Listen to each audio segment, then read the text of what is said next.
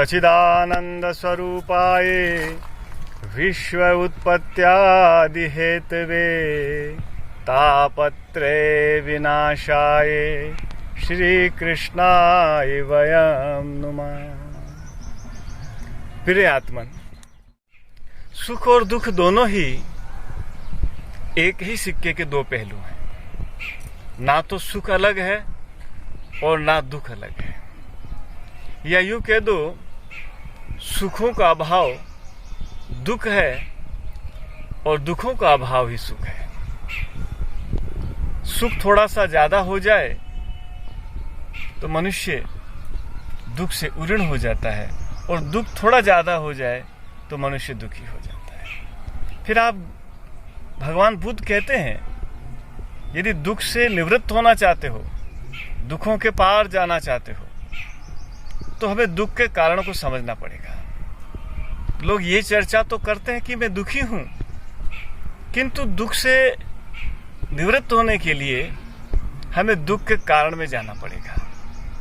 कोई भी रोग हो, कोई भी बीमारी हो, जब तक तो उसका कारण हमारे हाथ में नहीं आएगा, वो बीमारी नहीं जा सकती। ऐसे दुख है, दुख का कारण है, और उस कारण को हमें आज समझना है। यदि आप ध्यान से देखें तो ईश्वर ने इस जगत में दो मार्ग दिए हैं।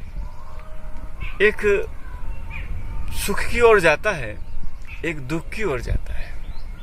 और ध्यान देना, जो सुख की ओर जाता है, यदि हमारी आवश्यकताएं सीमित हैं, यदि हमारी सिर्फ हम आवश्यकता की पूर्ति में लगे हुए हैं, यदि हम अपनी आवश्यकताओं के अंदर ही खुश हैं, तो ये मार्ग हमें सुख की तरफ ले जाएगा। और दूसरा है इच्छाएं।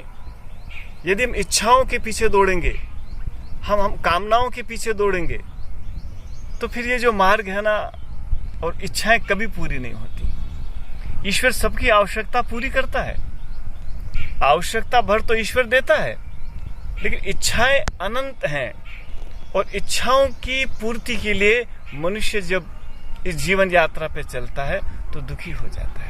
यदि हम अपनी आवश्यकताओं की तरफ सोचें, आवश्यकता की पूर्ति के लिए कर्म करें, तो आप देखेंगे आप सुखी हो जाएंगे। और आप इच्छाओं के पीछे भागेंगे, कामनाओं के पीछे भागेंगे कि मेरे पास धन हो जाए, मान हो जाए, पद हो जाए, प्रतिष्ठाएं हो जाए, तो ये मार्ग दुख की तरफ जाएगा। और सिर्फ यदि आप राजी हो जावें, आप अपनी आवश्यकताओं में ही मग्न हो जावें, तो आप देखेंगे कि आप खुश हो जाएंगे। इच्छाएं अनंत होती हैं, आवश्यकताएं सीमित होती हैं, और आवश्यकता जितनी कम होंगी।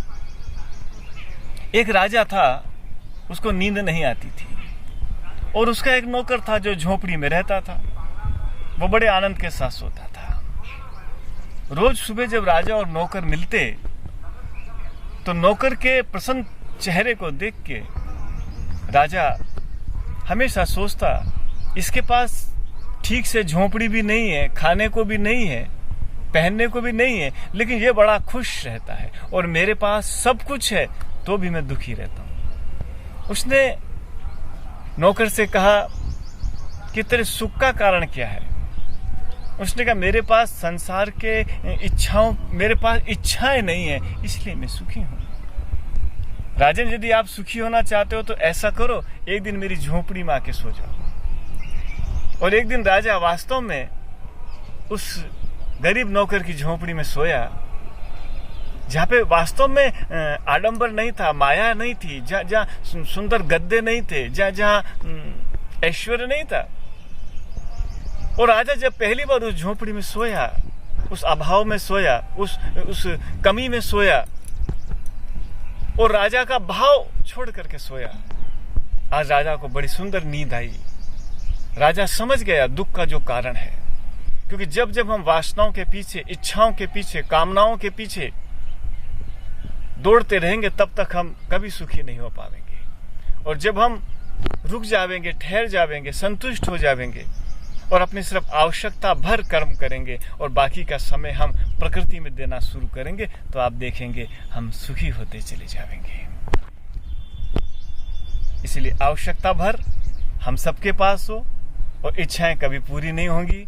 इसलिए इच्छाओं को थोड़ा छोड़ें और प्रकृति में आकर के रहें, तो तो आप देखेंगे जीवन सुख की डगर पे चल पड़ेगा। प्रभु आपकी जय हो।